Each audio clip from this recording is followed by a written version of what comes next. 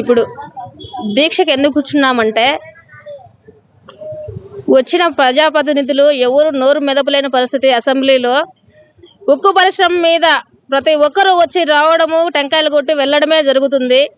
కానీ చదువుకున్న పేద ప్రజలు మాత్రం కసువులు దబ్బుకోవడము, బోకులు కడుక్కోవడము, రోడ్లలో తిరగడము ఇలా అయిపోతున్నారు.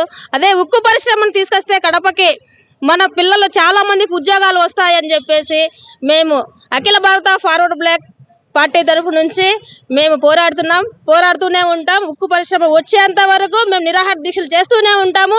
మేము నిరాహార దీక్ష 48 గంటల్లో చేసిన మీ ప్రభుత్వాలు మీరు తక్షణం మీరు తరలించకపోతే మేము రాష్ట్రం అంతా ఇట్లా దీక్షలు చేపడుతూనే ఉంటామని అఖిల భారత ఫార్వర్డ్ బ్లాక్ పార్టీ తరఫు నుంచి మేము డిమాండ్ చేస్తున్నాం.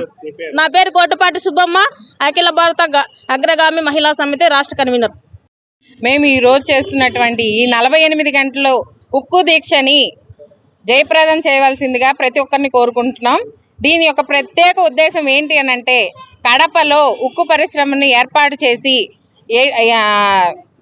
అనేక మంది నిరుద్యోగులకు ఉద్యోగాభివృద్ధిని కల్పించి ప్రభుత్వం వారు ప్రతి ఇంట్లో కనీసం ఒక్క ఉద్యోగమైనా వచ్చేలాగా చూడాలని. ఎందుకంటే శిలాఫలకాలు వేయటమే తప్ప అక్కడ ఎటువంటి అభివృద్ధి కూడా మాకు కనిపించలేదు. మేము వెళ్ళాము, అక్కడ దీక్ష చేశాము, వచ్చాము, ధర్నా చేశాము, కానీ అక్కడ ఎటువంటిది లేదు. ఏ ప్రభుత్వంలోనూ ఉక్కు గురించి, కడపలో జరిగే ఉక్కు గురించి ఎవ్వరూ మాట్లాడడం లేరు. ఎందుకు నోరు వెదపడం లేదు?